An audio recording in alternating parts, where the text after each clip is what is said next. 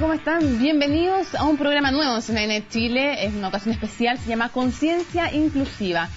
Cerca del 15% de la población en el mundo, y esto es algo así como 1.000 millones de personas, tienen algún tipo o grado de discapacidad o de capacidad diferente, sea física o mental. En Chile representan, según las últimas estimaciones, el 12,9% de nuestra población. Es decir, hay 2.068.072 personas con algún tipo o grado de discapacidad. Y eso lo podríamos multiplicar en interés directo por mucho más, porque sus familias, sus amigos también ven transformada la vida por la discapacidad. Vamos a conversar con un panel de 4 interesantes invitadas, todas mujeres, en esta conciencia inclusiva. Le damos primero la bienvenida a Isabel Zúñiga. Isabel, muchas gracias por acompañarnos. Gracias a ti por la invitación. Ella es directora de la Fundación Mis Talentos, y una fundación que busca aumentar la cobertura y también la calidad del uso del modelo de educación inclusiva en Chile. Así es que muy bienvenida. Le damos la bienvenida también a Pamela Pret. Pamela, gracias por estar con nosotros. Ella es directora de la Corporación Ciudad Accesible, una corporación que ha trabajado capacitando profesionales y que busca justamente aportar con educación, capacitación y también fiscalización a una sociedad y un entorno que debería hacerse harto más amigable de lo que es actualmente para las personas con algún tipo de discapacidad. También, por supuesto, que tenemos con nosotros a Jimena Rivas Asenjo. Muchas gracias por estar con nosotros, Jimena. Ella es ingeniera civil y directora además de el Servicio Nacional de la Discapacidad, y ojo que fue elegida por unanimidad hace poco como primera vicepresidenta del Comité para la Eliminación de todas las formas de discriminación para las personas con discapacidad de la OEA, y tiene una larga trayectoria además en el trabajo de estos temas. Gracias por estar con nosotros. Gracias. Y les presento al final a María Soledad Cisterna. Ella es abogada y magíster en ciencia política, con una importante además trayectoria larguísima en el trabajo de la inclusión social y la promoción de los derechos de las personas con discapacidad. Y ojo que también ella tiene una elección importante. En el 2013 fue elegida como presidenta del Comité de la Convención sobre los Derechos de las Personas con Discapacidad de Naciones Unidas. María Soledad, bienvenida. Muchas gracias por la invitación. A ver, no sé quién quiere esto es libre, pero lo primero, ¿quién me podría decir cuál es, tal vez Jimena, cuál es a tu juicio el principal problema de discriminación en términos genéricos para las personas con discapacidad? A ver, yo siempre pienso que en realidad, más que ser un país discriminatorio, lo que nos pasa es la falta de información. Es un tema que por muchos años ha estado más oculto. Hasta hace muy poco habían familias que incluso las personas con discapacidad las tenían escondidas o no sabían cómo relacionarse con ellas, no tenían acceso a la educación. Por lo tanto, la realidad de las personas con discapacidad muchas veces se quedaba circunscrita a su familia y a su grupo más cercano. Entonces, no necesariamente toda la sociedad ha estado en este proceso, involucrado en este proceso. Entonces, generalmente las acciones que muchas veces nos suenan a discriminatorias, a veces son más asociadas a falta de información. Yo creo que lo más relevante es generar un cambio cultural que permita que todos, en el fondo, que se acepten las diferencias y que cada uno entienda lo que tiene que hacer para que las personas con discapacidad se desarrollen. Para nosotros muy clave como servicio la frase igualdad de oportunidades. Para nosotros ese es el contexto clave. No son adaptaciones necesarias, adecuaciones necesarias, pero para que las personas con discapacidad tengan igualdad de oportunidades que el resto. Y ahí donde muchas veces la sociedad impone barreras, muchas de las veces, como te digo, por no saber cómo actuar o por no saber cómo trabajar. María Soledad, pregunta para ti. ¿Crees tú que hoy en Chile, como sucede también en otras partes del mundo, pero hablemos de nuestra realidad, crees tú que hoy día se violan algunos de los derechos humanos de las personas con discapacidad? Porque alguien me podría decir, pero ¿cómo? Si en Chile se respetan los derechos humanos. Pero ¿crees tú que están violando de alguna manera los derechos humanos de las personas con discapacidad? Bueno, esta es una pregunta compleja, pero que tiene sus respuestas. Así como Jimena hablaba de la invisibilidad en ciertas áreas, ocurren sí violaciones de derechos, por ejemplo, de una discapacidad que está oculta, que es la discapacidad psicosocial. Por ejemplo, las personas que se encuentran en centros de internación y que muchas veces ven afectada su integridad personal, tanto física como psíquica, la posibilidad de tomar sus propias decisiones, incluso el consentimiento para ciertos procedimientos de tipo médico, como dijésemos las cirugías invasivas, irreversibles, terapias electroconvulsivas sin consentimiento, esterilizaciones sin consentimiento, y que yo destaco como uno de los hechos verdaderamente significantes en el ámbito de la violación de derechos humanos, porque ya el relator sobre la salud ha señalado que aquellas violaciones de derechos que ocurren respecto a personas con discapacidad en el ámbito de la salud pueden constituirse en tratos crueles, inhumanos o degradantes. Perfecto. Vamos a preguntar ahora a Isabel. Isabel, respecto de educación, por esta educación, esta salud, estamos garantizando en Chile los derechos de las personas con discapacidad o con necesidades educativas especiales. Claramente estamos en deuda. Y quería utilizar las frases, las afirmaciones que dijo Jimena y María Soledad. Estoy totalmente de acuerdo con ellas. Hoy día en Chile, un niño con necesidades educativas especiales, dentro de ese grupo, los niños con discapacidad, no tienen garantizado el acceso a la educación. Y ese es un derecho de un niño. Y no respetamos los derechos de los niños en el tema educación.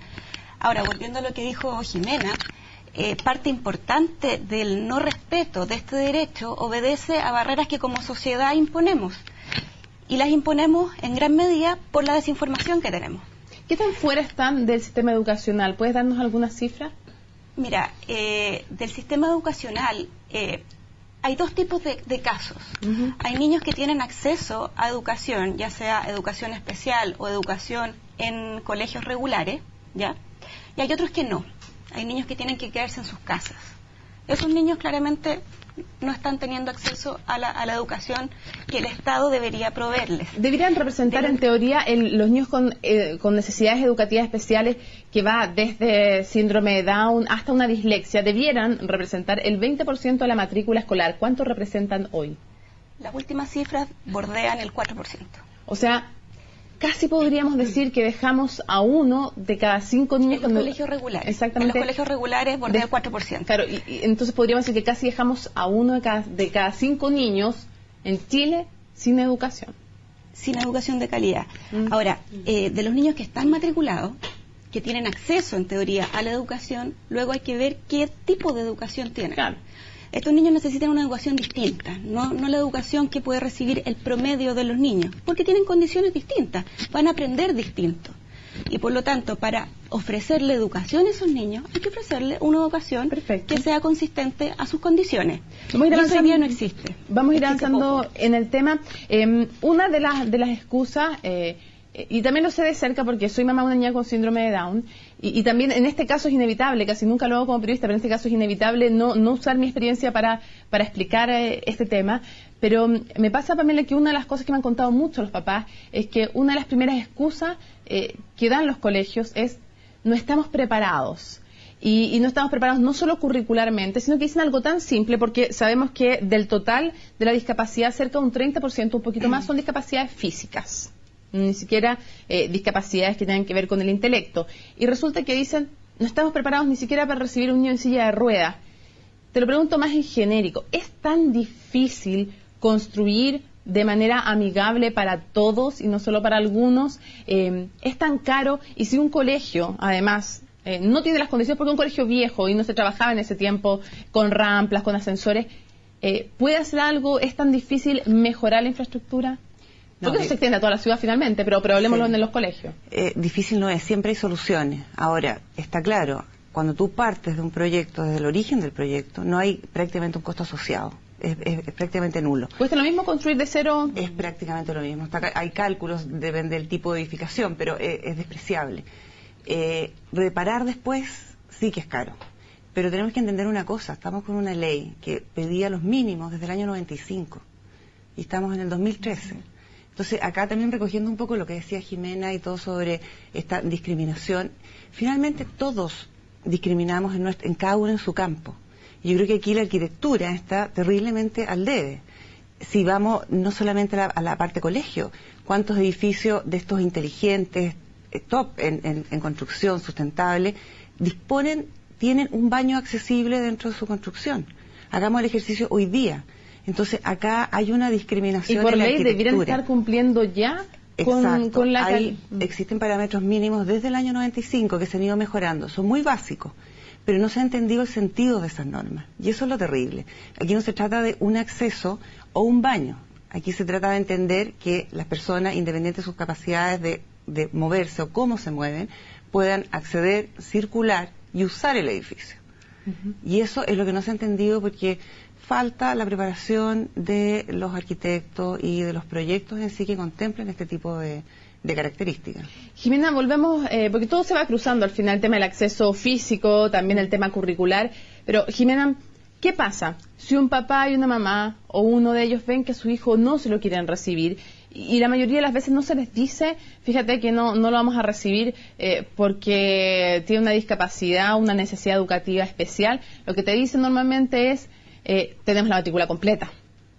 O algunos derechamente te dicen, es por la discapacidad, o no estamos preparados, o te vamos a cobrar más caro. Y otros derechamente te dicen, ¿sabes qué más? En verdad, nosotros no queremos este tipo de alumnos en nuestro colegio. ¿Qué puede hacer un papá o una mamá? ¿Es legal que el colegio no acepte a un niño? ¿Es solo legal si te dicen que tienen copada la matrícula y uno sospecha que es por otra razón? ¿Cómo funciona eso? ¿Qué dice la ley? Bueno, legalmente no corresponde, no pueden. O sea, los colegios deben recibir a todos los niños, cualquier institución de educación tiene que recibir a los niños, aunque tengan discapacidad, y tienen que hacer la adaptación y las adecuaciones necesarias. ¿Incluso los colegios privados? Incluso los colegios privados. La verdad que nosotros, la normativa hace una parte, hace alusión a los públicos. Nosotros hemos estado trabajando desde la parte jurídica, hemos trabajado con la Superintendencia de Educación también en la interpretación correcta de la ley, que en realidad el espíritu es que sea para todos, y si no, también aquí María Soledad lo puede complementar, porque la Convención de las Naciones Unidas habla de todo, o sea, no hace la discriminación de si educación pública o educación privada. Y Chile, al haber ratificado la Convención de las Naciones Unidas, la Convención prevalece por sobre la ley nacional. O sea, aunque la ley dijera o se pudiera interpretar de otra manera, uno puede hacer, digamos, referencia a la Convención de la ONU y por ende se tiene que cumplir igual. Aquí lo importante es qué es lo que es, y por eso nosotros también llamamos mucho a que las familias se informen y que den a conocer los casos. ¿Por qué? Porque si el colegio efectivamente te dice, tengo la matrícula copada, y bueno, uno no puede forzar a que el colegio amplíe los cupos independiente que el niño tenga o no tenga discapacidad. Si a mí me dicen eso, resulta que mañana llega un papá de un niño sin discapacidad y sí es matriculado, eso sí se puede considerar abiertamente como una discriminación y se pueden tomar acciones. ¿Se puede demandar a un colegio? Sí, se puede. Mira, nosotros generalmente, ¿cuál es la idea nuestra? Porque también quiero aclarar que cuando el colegio dice no estoy preparado, porque también hay una respuesta que a todos nos dan de repente, a los padres nos dicen, mira, este no es el mejor colegio para tu hijo, porque no estamos preparados, no va a ser el mejor ambiente, o sea, hacen que uno sienta también que por el bien del hijo mejor no. A ver, esa respuesta, ninguna de esas en realidad, del punto de vista legal, se deben aceptar. Sí se puede demandar, pero también pasa muchas veces que los papás te dicen, tengo a mis otros 3 hijos en ese colegio, por lo tanto no me quiero meter en un conflicto legal con el colegio por mi 4.º hijo, por ejemplo, que tiene discapacidad, entonces mejor no demando. Nosotros también somos de la idea de no partir por la vía judicial, sino que conversar. Yo he tenido bastante buena experiencia en el contexto de nosotros ya como servicio, nosotros no tenemos la facultad fiscalizadora. Nosotros tenemos que velar por el cumplimiento de la ley, pero no puedo fiscalizar. Eso es una incongruencia. Pero sí lo que tratamos de hacer mucho es tratar de mediar. O sea, cuando surgen estos casos, nosotros como servicio hemos ido a hablar a los colegios o hemos mandado un oficio explicando un poco la infracción que están cometiendo y tratando de ofrecer asesoría técnica para que puedan hacerlo. Soledad, pregunta para ti, María Soledad. ¿Cómo tú lograste estudiar? ¿Cómo fue tu proceso? Porque tienes una discapacidad visual. ¿Cómo lograste tú llegar a estudiar? Tienes un currículum que yo no tengo tiempo para leerlo, de lo largo que es y de lo destacado que es. ¿Cómo lograste tú romper las barreras que habían y cuán importante fue para ti? Bueno, cuando estudié específicamente enseñanza media y ya la enseñanza superior, tenía baja visión. Y bueno, en esos momentos no era algo muy conocido para mí. Yo no sabía qué significaba esto, solamente percibía los efectos de la baja visión, pero no sabía cómo iba a desarrollarse. Luego era un proceso degenerativo, progresivo e incurable, que fue acentuándose con el tiempo. Y yo en ese momento sentí, por ejemplo, que lo que faltó fue la conexión entre el diagnóstico y el proceso de rehabilitación. O sea, era un diagnóstico, ya tiene esto y bueno, qué lástima. Pero no había ese vínculo, ese puente, pero la vida sigue, están los procesos de rehabilitación y puede hacer esto y esto otro. En lo personal, de a poco me fui enterando intuitivamente, conocía a otras personas con discapacidad en ese momento, de los lugares y cómo podía irlo haciendo, el aprender la computación, por ejemplo, accesible, fue todo un descubrimiento maravilloso, y así otro montón de cosas, y a través de las mismas personas que después conocí, que tenían discapacidad y que daban orientaciones muy prácticas, el apoyo entre pares era muy significativo para poder irse ayudando y salir adelante. Y por otro lado, yo creo que el haber estudiado lo que estudié, que era la carrera de mi gusto absoluto, que era Derecho, luego la combiné con esto, que era las personas con discapacidad, y donde yo veía que había tantos vacíos de estudios legales, en derechos humanos, etcétera. Y bueno, hice la combinación de ambas cosas y empecé a estudiar mucho sobre el tema. Esa es como la clave de todo esto, bastante estudio y dedicación. Perfecto. Vamos a hacer una pausa en Conciencia Inclusiva. Al regreso vamos a hablar también de trabajo, de si los políticos se habrán dado cuenta o no de este tema, habrán tomado el peso las dos candidatas a la presidencia, que realmente tienen que tener este tema en sus programas presidenciales. Lo conversamos al regreso.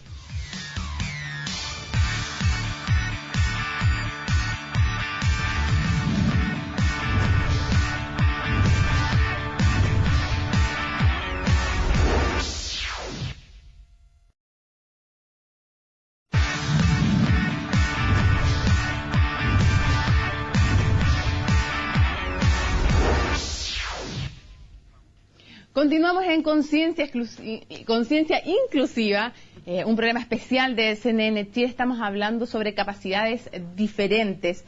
Hay hartas cifras que son interesantes y muchas de ellas tienen que ver con educación, con trabajo. Por ejemplo, que el 52,8% de las mujeres son del grupo que tienen discapacidad en Chile, son un 52,8% mujeres y un 41,8% de hombres. Y además lo triste es que ellos estudian más que las mujeres, pues porque 1 de cada 10 hombres, Isabel, estudia, y en cambio es 1 de cada 15 mujeres que tienen discapacidad, así que además tenemos ahí una brecha aún mayor de género. Quiero preguntarte por un ejemplo que conocí el otro día de colegio y que de verdad me impactó, que es la institución teresiana. En ese lugar firmamos además un compromiso con candidatos a parlamentarios que se comprometieron en una actividad que tú organizaste a justamente legislar en favor de la educación inclusiva. Y quisiera preguntarte, vamos a tener otro programa seguramente en que vamos a hablar incluso de ese colegio, vamos a invitar a alumnos de él, pero ¿cómo se logra que funcione bien en un colegio un programa de inclusión y que no sean los típicos míos que tienen los papás, que es de los niños que no tienen capacidades diferentes, que dicen, chuta, es que mi hijo se va a atrasar en la educación, y al parecer, por lo que me dijeron ese día, no es así? No es así. Yo conozco de cerca la experiencia de ese colegio y soy testigo que la clave del éxito en el trabajo que ellos están haciendo es querer hacerlo, nada más. Normalmente te dicen, mira, yo no puedo ser un colegio inclusivo porque me falta infraestructura, porque no tengo una sala especial, porque el ascensor, no tengo recursos para financiar el ascensor. En ese colegio no hay una sala especial, no hay grandes infraestructura. Todos estudian juntos. Todos estudian juntos y los profesores quieren enseñarle a todos juntos. ¿Por qué lo conoces tan de cerca la experiencia? Porque mi hijo está ahí. ¿Y qué ha significado para tu hijo estar ahí? Ser uno más. No existe ninguna diferencia entre los niños que forman parte del programa porque reciben un tipo de atención especial, por supuesto. El colegio necesita hacer adecuaciones, pero la relación de ese grupo con el grupo de niños que no necesita ese trabajo especial de parte del colegio es de igual a igual. ¿Tú fuiste testigo de eso? Sí. No, me impresionó porque de hecho una de las niñas habló en esa ceremonia y venía todo su curso a hacerle barra, cosa que a veces uno no ve normalmente en los colegios, pero todos estaban haciéndole barra y yo la verdad es que tenía que cerrar los ojos, o sea, yo hice el ejercicio de cerrar los ojos y me costaba mucho distinguir si no era con los ojos abiertos a los niños que tenían necesidades educativas especiales de los que no. Jimena, ¿me puede explicar un poco qué significa eso de No, se lo voy a preguntar a Isabel, que tiene la experiencia un poco más de cerca, y te voy a hacer otra pregunta que tiene que ver también con la educación, pero ¿qué significa eso de currículum adaptado? Mira, hay distintos tipos de adaptaciones que el colegio puede hacer para atender adecuadamente las necesidades de un niño que tiene necesidades educativas especiales. Pueden haber adaptaciones de las formas de evaluarlo, adaptaciones de contenido en el currículum que él hace, y adaptaciones de la expectativa de lo que ese niño puede o no aprender. ¿Ya? En orden de importancia, o sea, no en orden de importancia, en orden de prioridad, digamos, lo último que hay que hacer es adaptar el contenido. Porque normalmente los niños pueden. O sea, no es que los niños van a estar dibujando palotes, todos, no, o sea, muy simpáticos con sus compañeros, pero dibujando palotes, no. No, logran los aprendizajes. Y sí, hay algunos casos en que tienes que adaptar los contenidos. Pero hay que tener ojo, el aprendizaje en un colegio inclusivo es de contenidos, pero también es un aprendizaje social. Sí. Y ese aprendizaje social se aprende en la práctica, se aprende en la vivencia. No lo puedes enseñar en una escuela especial. Le vamos a preguntar, Jimena, a mí me llama la atención que los chicos que no tenían necesidades educativas especiales y que hablaron en el colegio decían, yo en verdad todavía estoy tratando de entender cuál es el problema para alguien de tener un compañero con síndrome de Down, Asperger, autismo.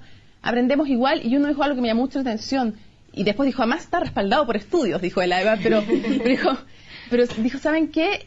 En nuestros cursos, en nuestro colegio, hay menos bullying, hay mejor ambiente para estudiar, y hemos subido el rendimiento académico del curso. ¿Qué pasa con ese temor que tienen los padres de que yo no quiero que mi hijo que no tiene necesidades educativas especiales se atrase y mejor no lo meto en este colegio? O mejor que no acepten al niño que sí las tiene. Bueno, efectivamente, yo precisamente eso era, mientras hablaba Isabel, que yo estaba pensando, y lo que yo quería comentar era en la misma línea, de que el beneficio que hay de que los colegios incluyan a niños con discapacidad no es solo para el niño con discapacidad de su familia. O sea, el beneficio es... la verdad que no es posible cuantificar cuánto se benefician el resto de los compañeros que crecen en un ambiente inclusivo.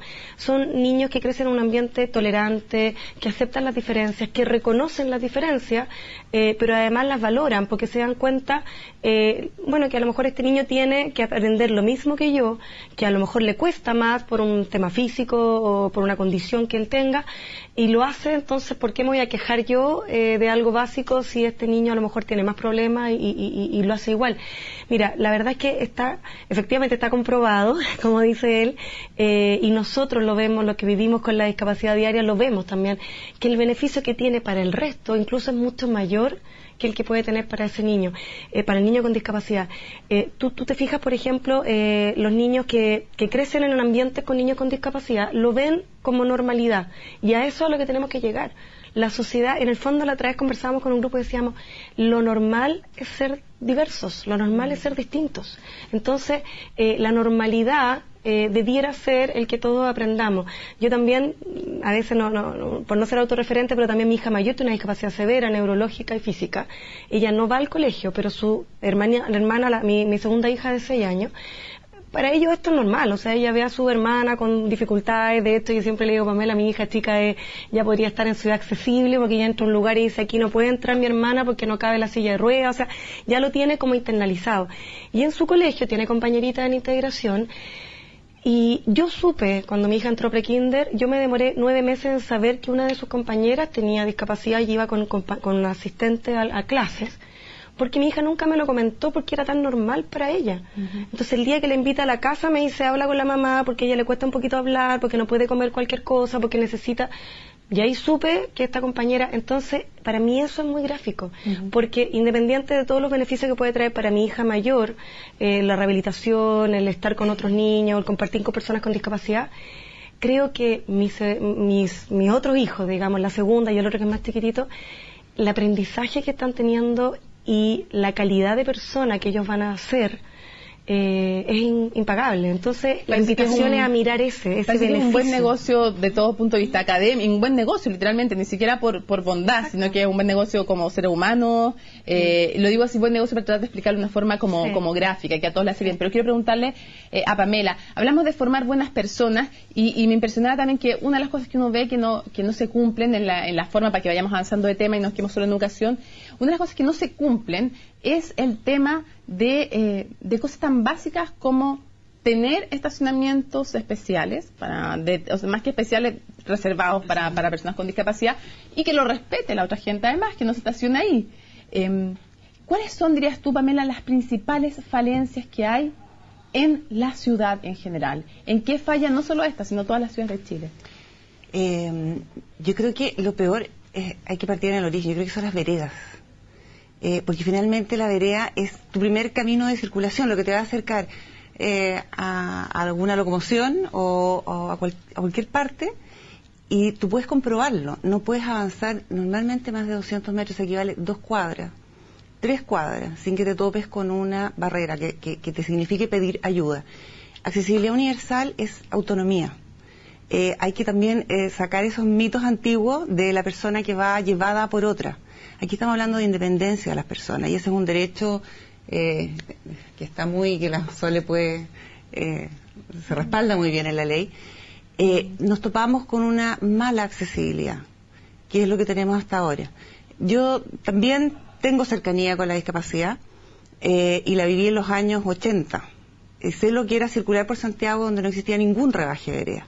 Hoy día hemos avanzado mucho, pero tenemos una mala calidad aún de rebajes de vereda, mal diseñados, de una serie de obstáculos. Hay que mirar solamente eso. Tenemos estacionamientos que recién, los últimos años, después de una campaña muy intensa que hicimos en conjunto con Senadi, hemos logrado que tanto las entidades normen sus estacionamientos, porque así de estacionamiento angosto, un estacionamiento angosto no le sirve a una persona para poder abrir, poner la silla, hacer transferencias, etcétera. Y en la medida hemos ido trabajando paralelamente y educando. Pero eso se vuelve a unir de nuevo al tema educacional. Las generaciones que se educan con niños con diferentes tipos de discapacidad van a aprender a vivir, a saber lo que significa que cuando salen, cuando carretean juntos, lo complicado que es estacionarse, lo complicado que es salir a bailar, que es todas esas actividades diarias. Eso tú lo logras cuando se educan en conjunto. Perfecto. María Soledad, pasemos a otro tema que también es súper relevante y que tiene que ver con el trabajo. La población total que realiza trabajo remunerado es un 48.1%, pero en las personas con discapacidad es un 29.2%. O sea, hay una brecha que es muy importante. Más del 70% de las personas que tienen discapacidad no están trabajando. Nos estamos perdiendo de muchísimo. Quiero saber para ti qué ha significado para ti en lo personal el poder trabajar y ser tan exitosa como que tal vez tienes el sueño de muchos abogados o de muchas personas que trabajan en tu área, que llegar incluso a trabajar en la ONU. O sea, ¿qué ha significado para ti en lo personal llegar y qué barreras te encontraste en el camino para desarrollarte profesionalmente? Bueno, para mí el haber estudiado Derecho fue porque elegí la carrera que me gustaba y no porque yo tenía discapacidad visual estudié Derecho. Eso es importante decirlo, porque es una carrera de bastante exigencia y si a uno no le gusta es bastante difícil sacarla adelante.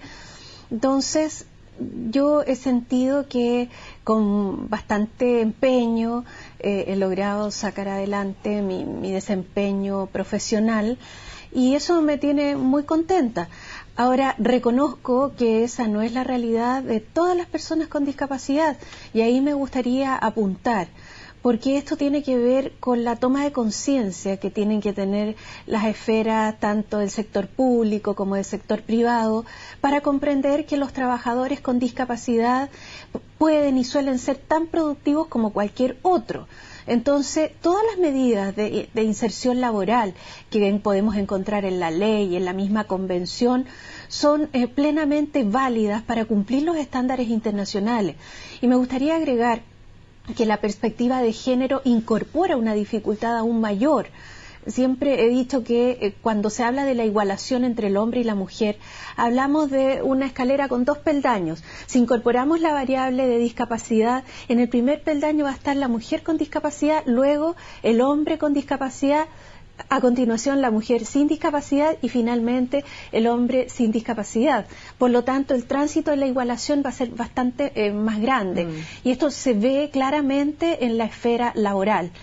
Pero viendo el vaso medio lleno que medio vacío, lo bueno es que hoy día veo que hay una toma de conciencia en entender sobre las capacidades específicas de sectores de personas con discapacidad, y esto ha sido reconocido, por ejemplo, en el sector privado. Aquí hemos tenido experiencias, y tú, Mónica, has estado en experiencias que tienen que ver con el ámbito empresarial y la promoción de la inclusión laboral.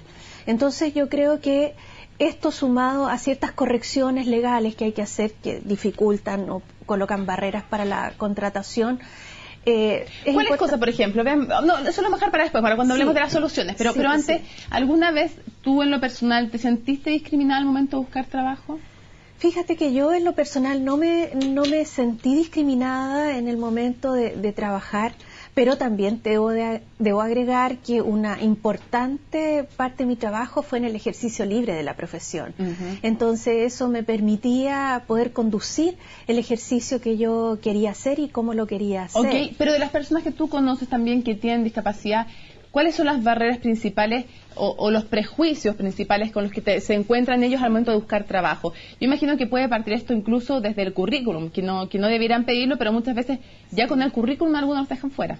O cuando el currículum puede ser brillante y llega una persona con discapacidad y cuando la ven en igualdad de condiciones con otro, va a estar hacia atrás, o incluso con mejor currículum que otro, va a ser desestimado por la discapacidad, porque existen estereotipos y prejuicios. Por ejemplo, mucha gente se pregunta, para una persona ciega, por ejemplo, que quiere desempeñar un cargo, pero ¿cómo lo va a hacer?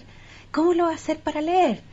Y en esto es importante decir que hoy día la persona con ese tipo de discapacidad tiene acceso a la tecnología, que le permite entonces tener un vínculo directo y concreto con todo tipo de documentos que necesite ver, mirar, etcétera.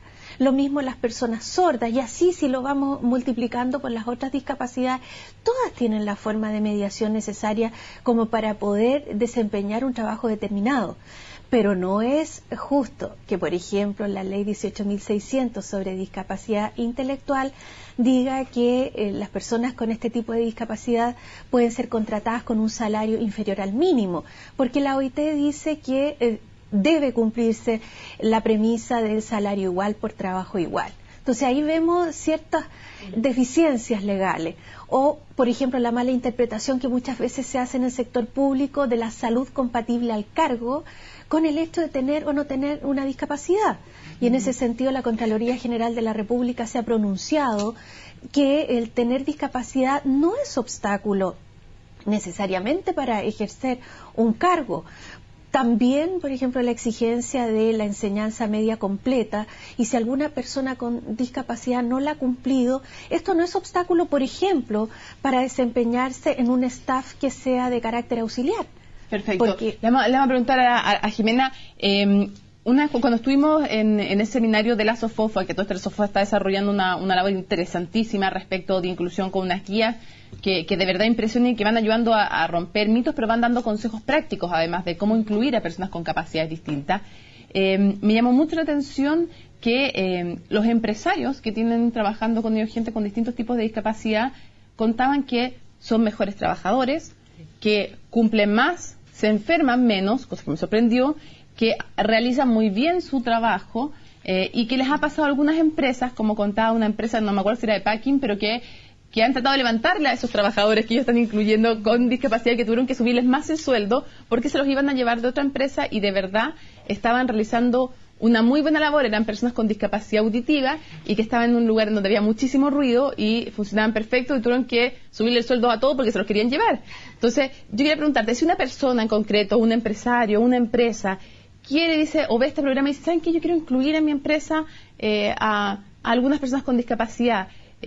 Algunos ya lo han hecho, no sé, uno va a algo tan corriente como, no sé, ir a un bar, un pub, por ejemplo, el Bar Liguria, ahí su dueño decidió hacerlo, incluir gente, tiene mozos y también tiene esta misma experiencia de que cumplen muy bien y cumplen mejor y que le arreglan el ánimo laboral, además, el ambiente laboral. Si alguien quiere, ¿cómo se puede orientar? Porque puede decir, yo tengo toda la voluntad, pero no sé cómo. ¿A quién tiene que acudir? ¿Dónde acudir que lo pueda orientar para que el proceso sea bueno? No sea solamente llamar, elegir a alguien y dejarlo sin ningún tipo de orientación. Bueno, efectivamente nosotros hemos estado trabajando como servicio en relevar las buenas prácticas, difundirlas, derribar estos mitos que planteabas tú recién y también, Soledad, el tema de las enfermedades, porque ellos dicen, no, es que se van a enfermar más. ¿Por qué? Porque está esa errónea percepción de que la discapacidad es una enfermedad y la discapacidad no es una condición de salud. Por lo tanto, las personas con discapacidad no se enferman más que el resto. Pueden haber personas que tengan una condición de salud un poco distinta como cualquiera de nosotros y ellos se van a enfermar, pero aquí no. Y además cuidan el trabajo, les cuesta tanto conseguirlo que cuando lo tienen lo cuidan, lo valoran. Bueno, todo lo que tú mencionabas es totalmente cierto, mejoran el clima laboral. Entonces, ¿qué es lo que estamos haciendo? Ahí está el trabajo articulado que estamos haciendo con distintas organizaciones. Por nuestra parte, como Senadis, obviamente tenemos oficinas regionales en todo el país. Cuando hay instituciones que quieren incluir personas con discapacidad, bueno, nosotros las recibimos, conversamos con ellas y lo ideal para nosotros es trabajar mucho en red. Acá, por ejemplo, en la región metropolitana existe la red Incluye, que agrupa una gran cantidad de instituciones públicas, privadas, ONG, que trabajan en adaptaciones de puestos de trabajo. O sea, en el fondo, la idea nuestra es ir derivando y asesorándonos de la manera correcta. Nosotros mismos, como servicio, también hacemos evaluaciones de accesibilidad, recomendaciones de qué forma pueden, o bueno, trabajamos mucho también con Ciudad Accesible y con otras instituciones, que vamos, en el fondo, haciéndole la asesoría a la institución respecto a lo que necesitan. Ya sea si es una adecuación de accesibilidad a la infraestructura, o si es una adecuación tecnológica, los manuales también que saca la SOFOFA junto con la OIT, la Comisión de Discapacidad de la SOFOFA, van en la misma línea. O sea, nosotros como Estado, por ejemplo, promovemos la contratación, tenemos el sello Chile Inclusivo para reconocer a los que lo están haciendo bien. Por otro lado, SOFOFA, OIT tienen estos manuales que ayudan cuando una persona diga yo quiero incluir, ok, acá hay un manual técnico muy interesante. ¿De quién te acompaña más en la SOFOFA? Es súper interesante que acompaña en todo el proceso desde el primer día y luego hacen un seguimiento. Pero tú nombraste a lo, Jimena, que es súper relevante y quiero preguntárselo a Pamela. Pamela, ¿ustedes pueden ayudar a una empresa que quiere adaptar su infraestructura para recibir a personas con distintos tipos de discapacidad? ¿Es tan difícil, no sé, desde hacer un baño en que pueda entrar una silla de ruedas hasta tal vez poner braille en algunos lugares para que una persona que no ve pueda efectivamente trabajar, guiarse? Sí, ya ha ocurrido. En general es muy impresionante ver cómo existe mucho interés en esto. Uno lo ve. Pero sí, existe también ese miedo, bueno, cuando uno empieza a mirar su industria o su oficina, ¿por dónde va a entrar? ¿Qué ¿Será muy pasa? peligrosa? El temor, a que quizás sea económicamente muy caro. Todo se puede hacer. Y nosotros hacemos bastante como diagnósticos de accesibilidad. Se recomienda que se haga con gente que entiende, porque uno finalmente busca el mayor equilibrio. Cuando tú tienes que adaptar, hay una palabra que cuesta encontrar el criterio, pero que son los ajustes razonables. Cuando tú partes de cero, el ideal es apuntar a la accesibilidad universal. O sea, tú buscas una solución que se adapte a todas las capacidades de las personas. Cuando tienes que adaptar, en general uno busca rutas, hacer accesibles ciertas rutas básicas, poder cumplir todos los servicios adentro, sí, pero quizás no en todos los recorridos de un edificio. Y eso tú te va acotando un poco lo que puede significar las reparaciones posteriores.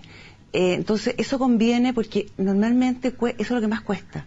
Saber de que la persona tiene que poder llegar también a la fotocopiadora, tiene que poder entrar a un baño, tiene que llegar al comedor y en forma independiente.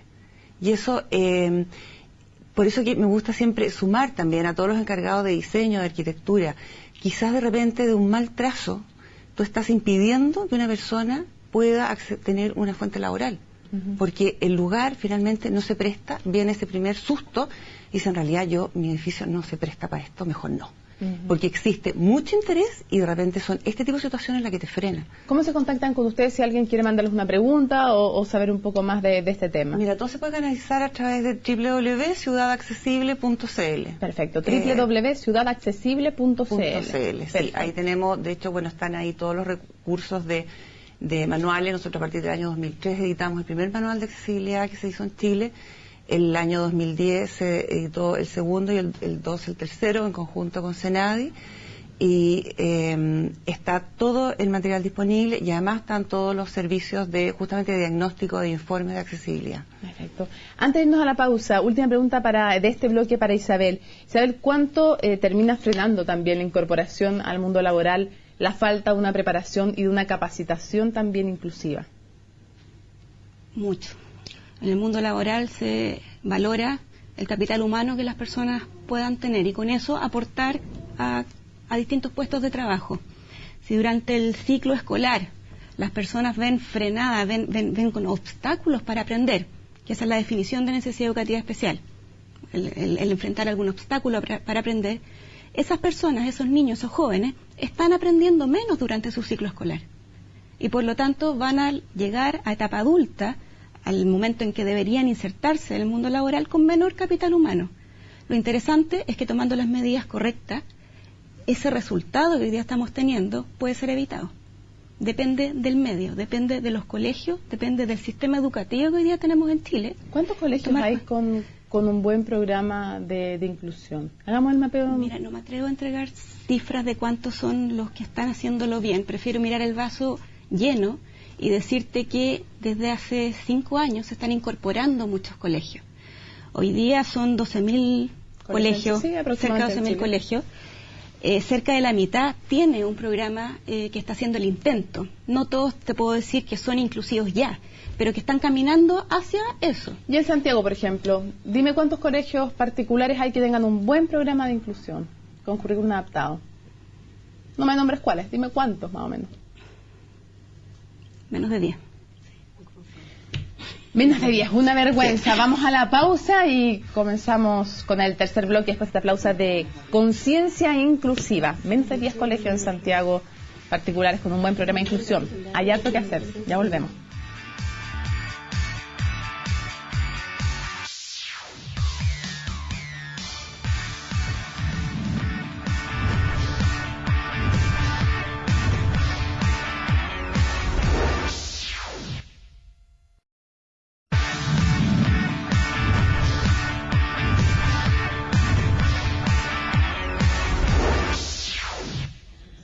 Parte final entonces de este programa especial de CNN Chile Conciencia Inclusiva.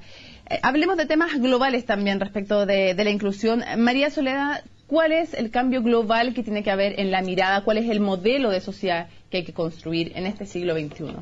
Bueno, precisamente, y agradezco la pregunta, porque esta es la novedad que trae la Convención sobre los Derechos de las Personas con Discapacidad, que instala un modelo social y de derechos humanos. Y para explicarlo en breve, consiste en que hoy día la definición del sujeto de derecho tiene que ver con la deficiencia que puede presentar en los planos físico, sensorial, intelectual o psicosocial, pero esto debe ligarse a un segundo elemento, que es la interacción con barreras. Y un tercer elemento es cómo esto impacta jurídicamente en términos de restricciones a la participación. Las restricciones a la participación se miden en cuanto al ejercicio de derechos humanos y libertades fundamentales. En el elemento central en esta interacción con barreras hay 2 tareas fundamentales: la remoción de obstáculos y, por el otro lado, la adopción de medidas de acción afirmativa que permitan la igualación. Por lo tanto, en este elemento radica la responsabilidad de todos los agentes sociales, no solamente el Estado, por supuesto, claro, pero de todos los agentes sociales. Y por eso, refiriéndome a algo que había comentado Jimena, cuando se dice ¿a quién llegan los estándares? Llegan a los Estados, obligados a ello, pero el Estado democrático de derecho obliga e impera a todos, independientemente de la fuente de financiamiento que tenga un establecimiento educativo, una fuente laboral, etcétera. Obliga a todos. María Soledad, ¿cómo está Chile respecto de los derechos cívicos de los ciudadanos con discapacidad? ¿Están ejerciendo como deben ejercer y como debiera ser estándar mundial de ejercer sus derechos cívicos desde algo tan básico como ir a votar o no? ¿Cómo estamos en eso? Mira, la participación política y pública de las personas con discapacidad tiene que ver con varios estadios. Uno es el voto. ¿Cómo estamos ahí, por ejemplo, en algo tan concreto como el voto? En el voto hay una mejora legal concreta del año 2007, que es la ley que otorga facilidades en el acto de votar y que hace una corrección a la ley de votaciones populares y escrutinio. Y esto se verifica en una serie de facilidades, y especialmente, por ejemplo, el voto asistido. O sea, aquel que requiere y que solicita y que desea y se siente seguro entrando a la cabina de votación con otra persona de su confianza, lo puede hacer. Y esto representa a que debe existir una tendencia al aumento respecto de la gran abstención de personas con discapacidad que existía antes. Se ve, y lo presencié en la última elección, una capacitación de los vocales en torno a dar precisamente estas posibilidades de facilidades a las personas con discapacidad, con distintos tipos de discapacidad para votar.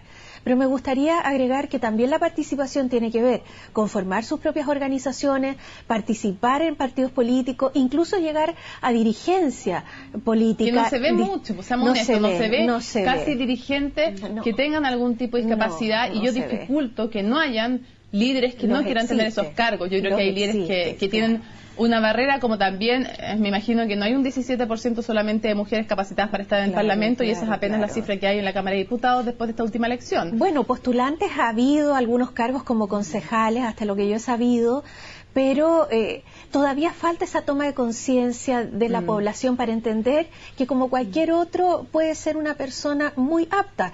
En el caso de la periodista Cecilia Serrano, creo que por el hecho del conocimiento que ella tenía dentro de la población, posibilitó que ella pudiera ejercer un cargo de participación política, y me parece excelente, pero puede diseminarse aún más. Jimena, sí, por favor, adelante. Respecto al voto, que ahí, por ejemplo, quedó un pequeño vacío, al que nosotros nos hemos opuesto, porque se prestaron muchas facilidades, pero quedó el vacío respecto a las personas, por ejemplo, en silla de ruedas y votación en primeros, segundos, o sea, en segundos o terceros pisos. Y ahí nosotros hemos sido súper fuertes en decir el voto baja, porque el riesgo que corre la persona, el riesgo físico, es algo que nadie puede medir. Ahí no va a haber sobrevidas, sencillamente. Normalmente hay una patología asociada, una osteoporosis, una serie de cosas que no va a haber. ¿Qué te refieres con el voto baja? ¿Que la mesa se orientará abajo o que le bajen el voto y pueda votar? Yo creo que se puede bajar. De hecho, hay un resquicio legal, creo que le llaman, en que se puede. Y de hecho quiero comentarlo. ¿Que le bajen el voto? Sí, bajar el voto. Y tú ahí lo notas, cómo de repente la ley queda un poquito atrás, y sí la visión de las personas avanza. En lo personal acompaño a personas en silla de ruedas a votar, y la recepción del presidente Mesa, especialmente las mesas jóvenes, es muy distinta. Aquí hay un nivel etario bastante, o sea, la diferencia marcado. Ningún problema, bajemos, o sea, baja, y después una persona acompaña el voto, o sea, de que no hay nada ilegal en esto. Exactamente. Yo sí quiero destacar que efectivamente hemos hecho una campaña bastante activa para motivar a las personas con discapacidad que voten. Está la ley del voto asistido, y está esa laguna, digamos, respecto al voto de las personas con movilidad reducida que no pueden subir solos. Una persona con Asperger, una persona con autismo, una persona con síndrome de Down, ¿tiene derecho a votar? Todas las personas tienen derecho a votar, independiente de la discapacidad. ¿Qué pasa si llega a la mesa y le dicen no puede, o le dicen al acompañante usted no puede votar? Las personas, de hecho, cualquier discapacidad, porque ha pasado, usted lo tiene claro, pero ya sea intelectual, psiquiátrica, discapacidad física o auditiva, o cualquier tipo de discapacidad, tienen derecho a entrar a votar acompañados, y pueden entrar acompañados por cualquier persona mayor de edad de su confianza. ¿Ya? Sí, la única restricción es que en esa misma mesa la misma persona no puede acompañar a una segunda persona, a menos que revele que es familiar de esa otra persona. No, porque ni siquiera es necesario que sea familiar. No, lo que te digo yo es que si hay una persona que vota en la misma, que acompañe a una persona de la mesa, dice la ley, si hay una persona que acompaña a una persona de la mesa a votar, alguna persona que tenga una discapacidad, no puede volver y acompañar a otra a menos que sea la otra, familiar de la otra. Y que la otra declare, claro, que también puede pasar que hay personas con discapacidad que lleguen solos a votar, pero que llegado el momento se sientan y piden que ayude a alguien, él tiene que decir que está libremente eligiendo a esa persona. Ahora, ¿qué es lo importante? En ese tema, en este vacío que existe respecto a si el voto puede bajar o no, nosotros trabajamos para esta primera vuelta con CERVEL activamente, y ahora vamos a reforzarlo para la segunda vuelta, de capacitar a los vocales y a los presidentes de mesa para que entiendan que sí se puede. Lo que pasa es que lo que no está todavía en la ley, que nosotros estamos trabajando para tratar de que se cambie la ley, es que no es obligación del presidente de mesa bajar la mesa, pero es una atribución que él tiene de decidir. O sea, él decide hoy día, él tiene la atribución. Entonces lo que nosotros estamos tratando de que ellos entiendan es que si ellos deciden, como generalmente los presidentes de mesa más jóvenes lo hacen, si ellos dicen, ok, yo bajo la mesa, no están cometiendo ninguna ilegalidad, ninguna apoderada mesa puede reclamar. Lo que sí yo quiero destacar un poco, hoy día están las condiciones para ir a votar, estamos haciendo el trabajo, todavía hay problemas, todavía pasa que hay lugares, pero lo que nosotros queremos es motivar a las personas que vayan. En la última elección, en la primera vuelta, trabajamos con Defensa Civil, que nos ayudaron a hacer un catastro, un levantamiento de cuántas personas con discapacidad llegaban a los locales de votación donde ellos estaban. Y la verdad que en todo el país son un poco más de 100.000 las personas con discapacidad que llegaron a votar en la primera vuelta. Entonces nosotros, y siendo que son millones los mayores de edad que podrían votar, más de 1 millón, de esto podría ser hasta 1,5 millones, más o menos los que se estiman, que son personas con discapacidad que podrían votar. Entonces nosotros los invitamos a que vayan, porque además los problemas es importante conocerlos. O sea, nosotros ya vamos identificando algunos, los vamos corrigiendo, pero también es importante que ellos vayan para encontrar los problemas, porque además si tú te fijas el padrón completo de las personas que hoy día están votando, la invitación es a decir a las personas con discapacidad que ellos podrían incluso llegar a decidir una elección. O sea, no es menor el porcentaje de personas que podrían votar. Porque ahí estamos. Y defender sus derechos. Aquí hay una responsabilidad de las propias personas con discapacidad, no solamente de la sociedad, de conocer, ejercer su derecho y conocerlo. Isabel, sí, es que te quería hacer una pregunta también, porque estamos a días de una elección presidencial. Hace poco tú organizaste en conjunto con otras personas también una actividad en que se les pidió que firmaran un compromiso concreto por legislar en favor de la educación inclusiva. Yo quiero saber si tú crees que realmente nuestras dos candidatas presidenciales que hay en este momento, cuando digo nuestras, digo porque como chilenas son las dos que hay, no estoy diciendo que nadie aquí sea favorable a una u otra, pero las dos candidatas presidenciales que existen, mirando sus programas, ¿tú crees que han tomado conciencia de la magnitud del problema de la discapacidad? Del problema me refiero de todas las barreras que tienen, no que la discapacidad sea un problema, sino que de las barreras que tienen en sus programas. ¿Son programas que realmente apunten a acoger la discapacidad? Yo creo que se está tomando conciencia. En la elección pasada el tema no estaba presente en ningún programa de gobierno. En esta elección sí está presente y es un paso hacia adelante, por supuesto. También quería... Llegan tarde los programas. Me quedé especialmente a revisar los de todos los 9 candidatos para la primera vuelta. Encuentro que llegan tarde. Encuentro que no hay... O sea, no sé si no escuchan a las personas involucradas en este tema y por eso no lo incorporan o simplemente aún no es tema. Porque ¿son programas óptimos? No, aún no son óptimos. Estamos avanzando, sí, pero lo que quería destacar yo es que el tema se está posicionando. Falta mucho aún, pero ¿de qué depende que se posicione? Uno es lograr un compromiso político, pero otro, para lograr que ese compromiso político se transforme en acciones concretas, es empoderar a la ciudadanía para que exija el cumplimiento de esos compromisos. En el tema de educación inclusiva, las cifras dicen que 1 de cada 5 niños tiene alguna necesidad educativa especial. Multiplica eso por el tamaño de las familias de esos niños y calcula cuántas personas en Chile están estrechamente ligadas a la problemática. Esas personas votan, esas personas pueden elegir al político que se compromete o no con este tema y que por lo tanto puede cambiar la vida de muchos chilenos. De hecho, reconozco que en mi caso decidió el voto en uno de los casos, no voy a decir si era presidenta, diputado o senador, pero decidió el voto, el tema de ver que se preocupaban y que incluía dentro de las propuestas del tema. Pamela, tú tienes 2 hijos que han tenido discapacidad física, que han tenido que estar en silla de ruedas. Si tú tuvieras que decir una ley que falta en Chile, que es urgente. Yo aposté por lo mismo que me dediqué, que fue por la accesibilidad. Creo que hay tanto programa de inclusión laboral, por ejemplo, pero si falla la accesibilidad, todo lo que hagamos antes de eso, quedamos entrampados. Yo apuesto por la accesibilidad universal. Apuesto porque exista, está en proceso en todos los cambios en la Ordenanza General de Urbanismo y Construcciones, pero quisiera que más que sea una norma, sea un entender el sentido de la ley. Y ahí tiene que ir el apoyo en general de la sociedad atrás. A nosotros como familias no nos enseñan, nos entregan un paquetito y hay que aprender en el camino. Y yo creo que eso igual... la sociedad tiene que avanzar igual, avanzar así en los colegios, cuando tú existes. La voluntad es el primer paso. Tú como mamá, ¿con qué dificultades te topaste en el camino?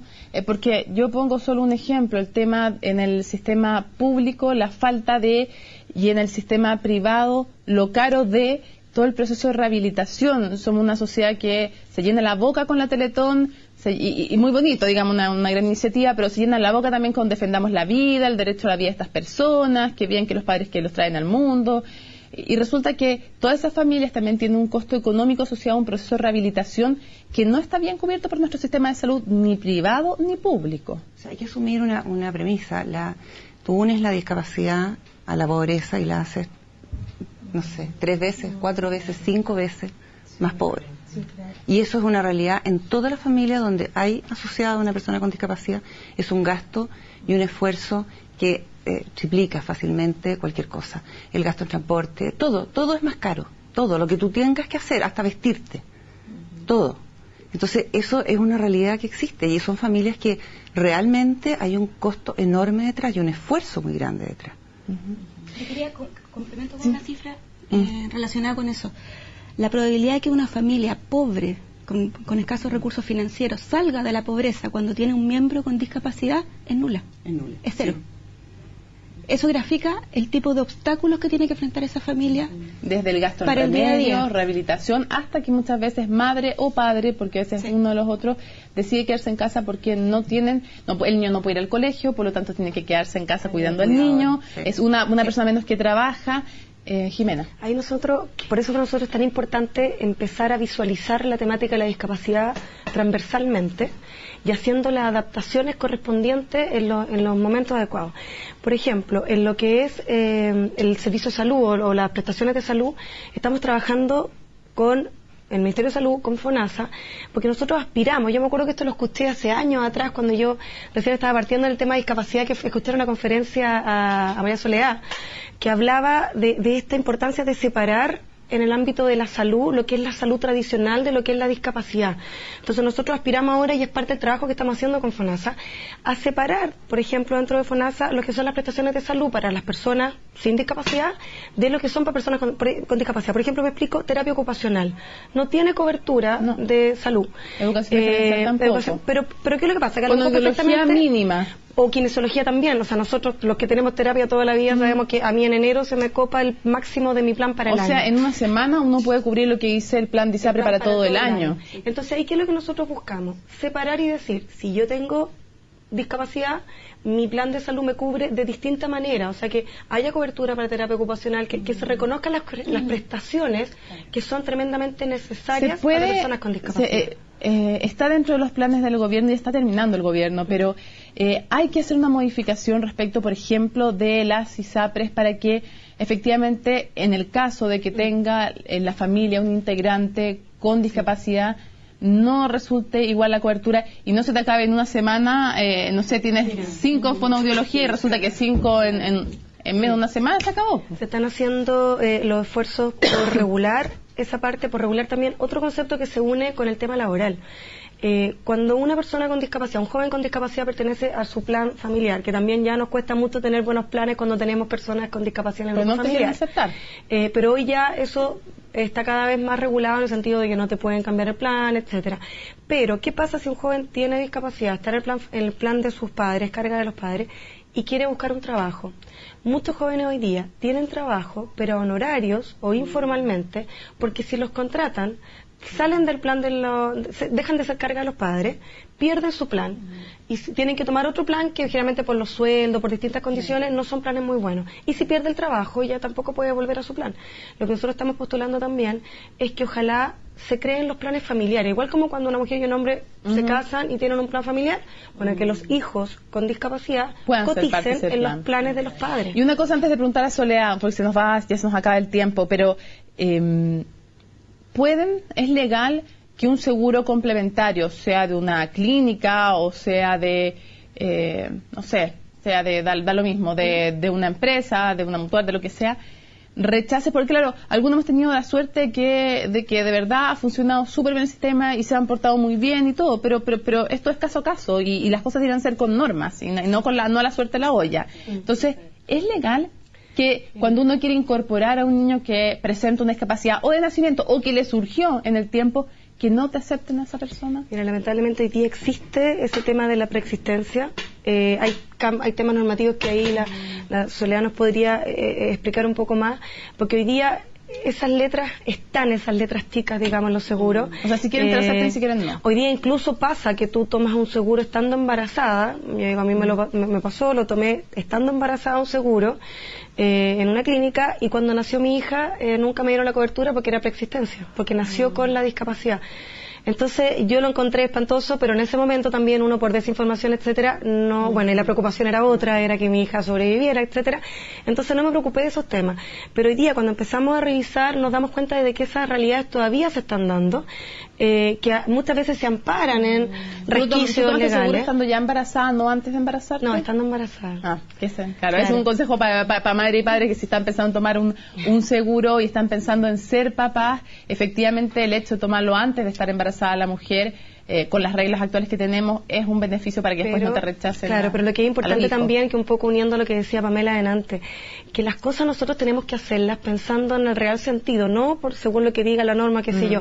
Cuando pensamos por qué tú tomas un seguro para aliviar tu carga económica ante situaciones de dificultades de salud. Por lo tanto, es obvio pensar que una persona que tiene un problema de salud o una discapacidad, etcétera, va a necesitar mucho más tener una cobertura de un seguro de salud. Sí. Entonces, es como divertido, porque a veces uno siente de que los seguros van a cubrir al que menos lo necesita y no al que más lo necesita. Sí. Vamos a cerrar el tema con una pregunta para María Soledad, pues nos fue volando el tiempo y se acabó. María Soledad, una ley que tú crees que es urgente cambiar en Chile, cambiar, modificar o crear una nueva. Escoge una que nos puedas decir. Sí, voy a escoger una, pero brevemente voy a referirme a un par de cosas que se vieron acá. En el caso de los seguros de salud, hay experiencia ante tribunales de justicia donde una persona fue rechazada, era miembro de un sindicato, tenía discapacidad, aceptaron a todos los demás menos al que tenía discapacidad. Ahí la Corte resolvió a favor de la persona con discapacidad y señaló que había una discriminación flagrante. En relación a lo que decía Pamela del vacío en la ley del voto, la facilidad del voto, bueno, desde el año 2001 hay una investigación jurídica que realicé donde pongo esa situación como aquella que debe considerarse en la ley. Y si bien es cierto el trabajo del servicio en orden a promover la toma de conciencia en los vocales es excelente, no es como para que sea, como tú bien dices, a la suerte de la olla, sino que es importante que haya una norma que respalde que ya no es del vocal que te tocó el presidente de mesa, sino que siempre debe hacerse así porque es un derecho. Y en relación a Isabel, cuando le preguntabas de las candidaturas, la verdad es que en algunos documentos que he leído todavía predomina el modelo médico asistencialista e incluso se habla de los pacientes, cosa que está reñida con lo que es el modelo social y de derechos humanos actual. Yendo directamente a tu pregunta, ¿qué ley? Bueno, una que parece bastante difícil de corregir, que es el Código Civil. Artículo 1447, que declara como absolutamente incapaces, entre comillas, a los dementes, y dentro de los dementes cae una gama gigantesca de personas desde el trastorno bipolar, pasando por los problemas seniles, etcétera, y también las personas sordas o sordomudas que no pueden darse a entender claramente. Y qué duda cabe que esas personas tienen un discernimiento claro, pero hay un tema de mediación. Entonces, son personas que no pueden actuar válidamente en la vida jurídica, deben actuar con voluntad sustitutiva, o sea, a través de un tutor o un curador, y por lo tanto, por sí solas no pueden actuar válidamente en la vida del derecho. Yo sé que esta es una norma súper difícil de corregir, pero no imposible, porque el paradigma de la Convención establece que todas las personas con discapacidad tienen igual reconocimiento como persona ante la ley y el pleno ejercicio de su capacidad jurídica. María Soledad, Jimena, Pamela y también Isabel, muchas gracias por habernos acompañado en este programa especial de CNN Chile Conciencia Inclusiva. Muchas gracias a todas. Gracias a ti. A ustedes gracias por informarse, como siempre, con CNN Chile y por ayudar también a través de este programa a crear un poquito más de conciencia. La verdad es que la discapacidad no está en las personas que la tienen, más bien está en los del frente, que no son capaces de ver que más que tolerar a las personas con necesidades diferentes, tenemos que aprender a valorarlas como parte de este Chile, 12,9% de nuestra población, como para seguirlo pensando. Gracias por acompañarnos.